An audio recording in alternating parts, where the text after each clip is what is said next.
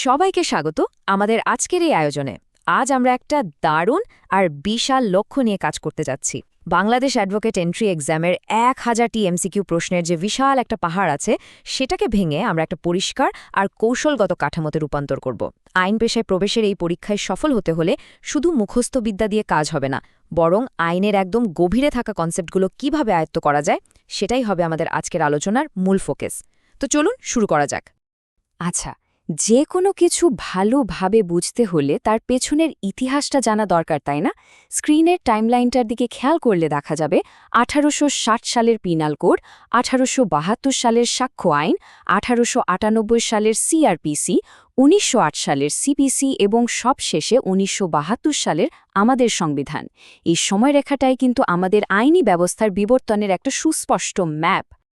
আর এই বিশাল সিলেবাসটাকে সহজে হজম করার জন্য পুরো জিনিসটাকে 5টি লজিক্যাল ভাগে বা স্তম্ভে ভাগ করে নেওয়া যায়। 1. সর্বোচ্চ ভিত্তি, 2. ফৌজদারি আইনের পরিমণ্ডল, 3. দেওয়ানি আইনের পরিমণ্ডল, 4. সাক্ষ্য আইন এবং 5. মহান আইনি পেশা। প্রথমেই চলে আসছি আমাদের প্রথম স্তম্ভে, সর্বোচ্চ ভিত্তি অর্থাৎ সাংবিধানিক আইন।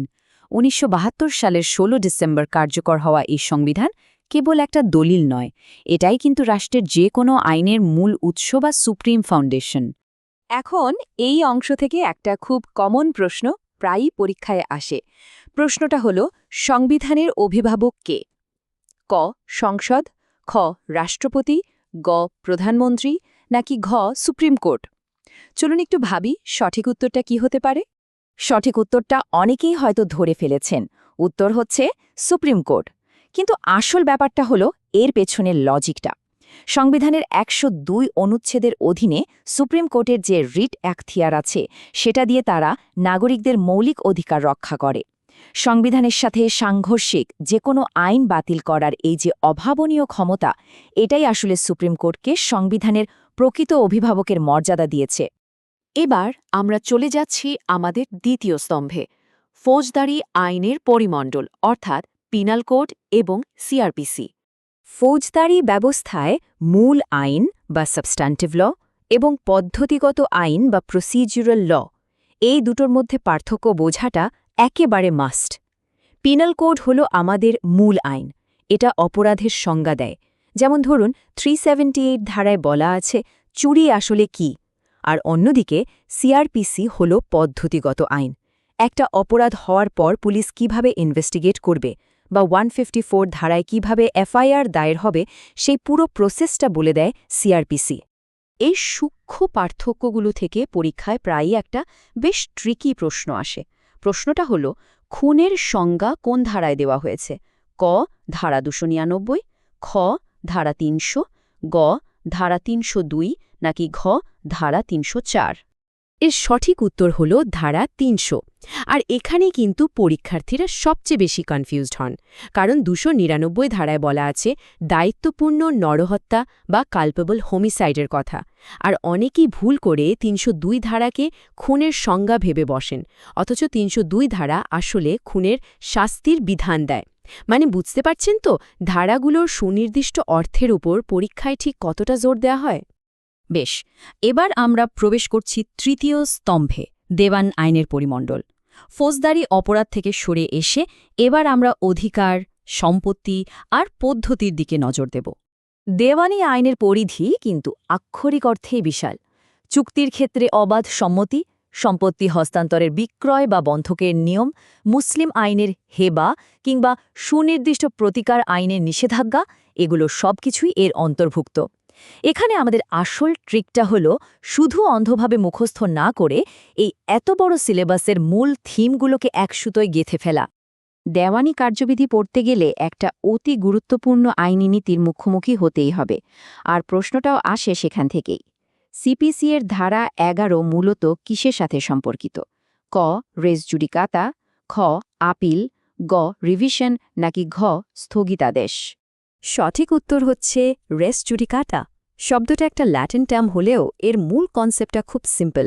কোনো উপযুক্ত আদালতে একটা মামলার চূড়ান্ত নিষ্পত্তি হয়ে গেলে একই বিষয়ে একই পক্ষগুলোর মধ্যে আর দ্বিতীয়বার মামলা করা যাবে না। আদালতের সময় বাঁচানো এবং একই বিচারের পুনরাবৃত্তি রোধ করাই হচ্ছে এর আসল উদ্দেশ্য। চলুন সামনের দিকে এগিয়ে যাই এবং দেখি একটা দেওয়ানি মামলা বাস্তবে কিভাবে ধাপে ধাপে এগোয়। প্রথমেই ধারা ২৬ অনুযায়ী মকদ্দমা দায়ের করতে হয়। এরপর আদেশ ৭ অনুযায়ী আসে আরজি বা প্লেন্ড।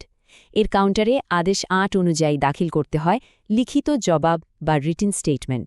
আর একদম শেষে আদেশ ২০ অনুযায়ী আদালত তার রায় বা জাজমেন্ট ঘোষণা করেন। স্টেপ বাই স্টেপ পুরো প্রসেসটা এভাবেই বিল্ড আপ করে। এবার আসা যাক আমাদের চতুর্থ স্তম্ভে, সাক্ষ্য আইন বা মামলা প্রমাণ করা। আদালতে একটা ঘটনা কিভাবে প্রমাণ করতে হবে তা ঠিক করে দেয় এই ১৮৭২ সালের আইনটি। তো আদালতে সাক্ষ্য দেওয়ার ক্ষেত্রে খুব বেসিক কিন্তু দারুণ ইম্পর্ট্যান্ট একটা প্রশ্ন, মৌখিক সাক্ষ্য অবশ্যই কেমন হতে হবে? ক জনশ্রুতিমূলক, খ মাধ্যমিক, গ প্রত্যক্ষ, নাকি ঘ দালিলিক?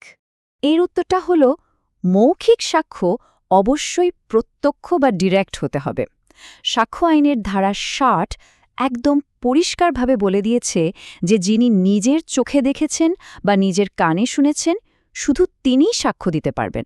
শোনা কথা বা যাকে আমরা বলি জনশ্রুতিমূলক সাক্ষ্য বা হেয়ারসে, সেটা সাধারণত আদালতে টেকে না। বিচারের বিশুদ্ধতা বজায় রাখার জন্য এই কড়াকড়ি। তবে আইনের একটা সুন্দর দিক হলো এটা প্রয়োজনে দারুণ ফ্লেক্সিবল। জনশ্রুতিমূলক সাক্ষীরও কিছু অসাধারণ ব্যতিক্রম আছে, যেমন ধারা ৩২ অনুযায়ী মৃত্যুকালীন জবানবন্দি, ধারা ৪৫ অনুযায়ী বিশেষজ্ঞের মতামত, আর ধারা ২৭ অনুযায়ী আসামির কথার ভিত্তিতে নতুন কিছু আবিষ্কার হওয়া। এগুলো প্রমাণ করে যে ন্যায়বিচারের স্বার্থে আইন কিভাবে বিশেষ পরিস্থিতিতে খাপ খাইয়ে নেয়। আমরা চলে এসেছি আমাদের পঞ্চম এবং চূড়ান্ত স্তম্ভে, মহান আইনি পেশা। বার কাউন্সিল এবং একজন আইনজীবীর নৈতিকতা নিয়ে এই অংশটি সাজানো। আর এখান থেকে একটা খুব সুন্দর মনস্তাত্ত্বিক প্রশ্ন আমরা দেখতে পাই, আইন পেশাকে আসলে কি হিসেবে বিবেচনা করা হয়? ক ব্যবসা, খ মহান পেশা, গ রাজনৈতিক পদ, নাকি ঘ বাণিজ্য? এটা তো সবারই জানা, আইন কোনো সাধারণ ব্যবসা বা বাণিজ্য নয়, এটি একটি মহান পেশা বা নোবেল প্রফেশন। আমাদের আজকের এই পুরো আলোচনার মূল সুরটাও কিন্তু এখানে। একজন আইনজীবীর কাজ শুধু যে কোনো মূল্যে মামলা জেতা নয়, বরং ন্যায়বিচার প্রতিষ্ঠায় আদালতকে সাহায্য করা। আর এই মহান পেশার মানদণ্ড যেন ঠিক থাকে সেটা নিশ্চিত করে বাংলাদেশ বার কাউন্সিল। অ্যাডভোকেটদের তালিকাভুক্তির নিয়ম তৈরি করা থেকে শুরু করে পেশাগত কোনো অসদাচরণ হলে ট্রাইব্যুনালের মাধ্যমে তার বিচার করা, সবই তারা অত্যন্ত কঠোরভাবে মনিটর করে। তাহলে আলোচনার একেবারে শেষে এসে একটা প্রশ্ন আমাদের সবার জন্য রেখে যেতে চাই। সংবিধান, ফৌজদারি আইন, দেওয়ানি কার্যবিধি, সাক্ষ্য আইন আর বার কাউন্সিলের নৈতিকতা, এই ৫টি আইনি ভিত্তি ভালোভাবে আয়ত্ত করাটা কিভাবে বাংলাদেশের ন্যায় বিচার আর নৈতিক আইনি প্র্যাকটিসের ভবিষ্যৎ বদলে দিতে পারে, বিষয়টা নিয়ে একটু চিন্তা করা যেতে পারে। কারণ এই ভিত্তিগুলো শুধু পরীক্ষার পাশের জন্য নয়, বরং একজন সত্যিকারের সফল ও ন্যায়পরায়ণ আইনজীবী হয়ে ওঠার আসল চাবিকাঠি। আজকের আয়োজনের সাথে থাকার জন্য অসংখ্য ধন্যবাদ।